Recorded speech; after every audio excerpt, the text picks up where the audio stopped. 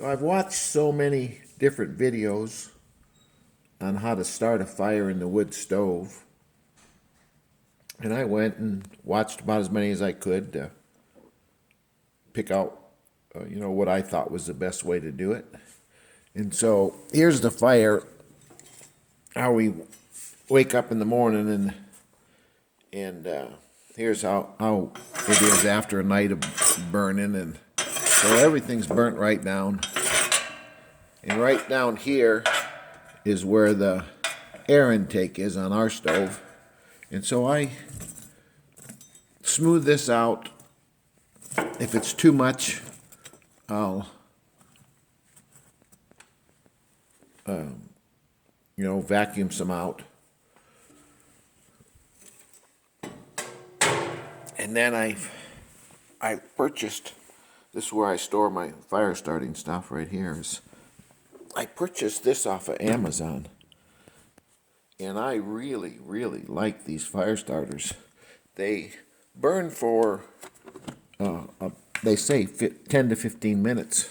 And it's really just one of these cups that you find with some wood shavings in it. And I'm not sure what it is that's in there. Maybe it's just wax. But they do a wonderful job. So I put it right in here in my little trough that I made. Cover this back up and put it into the drawer down below. Fits in there pretty nice. Got my lighter, and I try to light as much as I can on the top of it and get it started. And then I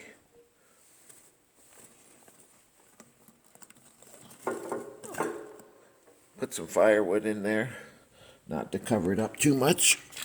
Sorry for moving around. I'm having to bend down and get the wood. And then I start stacking it around the starter.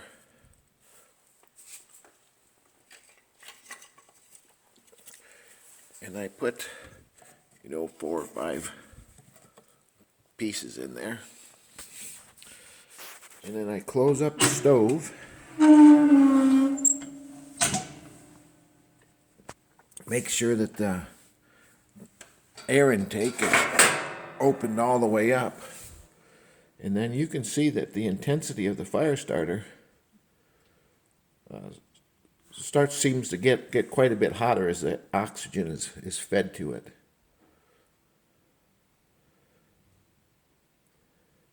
And then I let this go for a little while. And once the wood starts, I'll add in a few larger pieces. And you can see I'm starting off with some pretty good sized pieces. Here's a pile that I have that's been sitting here since yesterday. And I brought it in because we've had rain and snow the last week or so. And so I'm starting off with, these are pretty good pieces. That's about 1.5 inches around. But I'm out in the Arizona desert, high desert. We're at about 5,200 feet. And we cut wood here locally.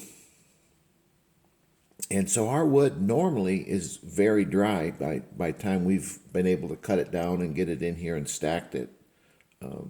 We're only allowed to cut what's down and dead or standing and dead.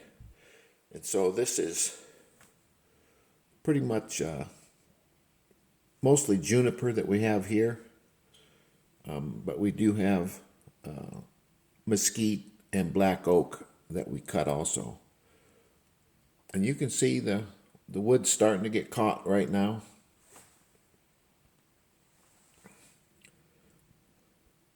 And it doesn't take but just a couple of minutes, and it just starts taking right off.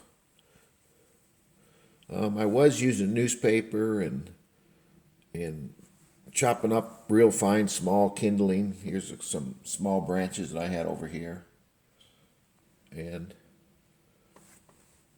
But I found that with these fire starters, I think they're about $20 for 30 of them. So that's less than $1 a piece. But they really do start the fire up pretty quick. And all that is you can see down at the bottom, you can see there's a little cup still going, barely getting started. And already the firewood is, caught, lit already. And I'll take a couple of those bigger pieces right there, and I'll set them on top now so they can get started too. But this pretty much takes care of it. Shut this down below. Close it up because we won't need anything from that anymore. Here's my little chair that I sit in as I start my fire. But there you have it. You see the window cleaner we got over here. I didn't clean the window this morning. That's from yesterday morning. And we had a low and slow fire, so you can see the windows,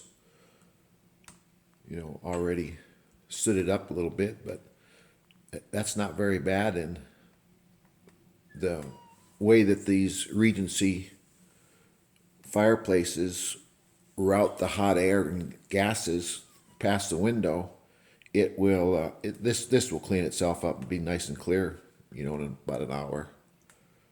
But that's my Regency Hearth 2100 stove,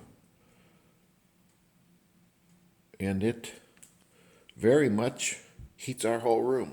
Like I've said before, this is an 800 square foot room with 12-foot ceilings, and we just keep the ceiling fan going to help keep the heat down at the lower level. But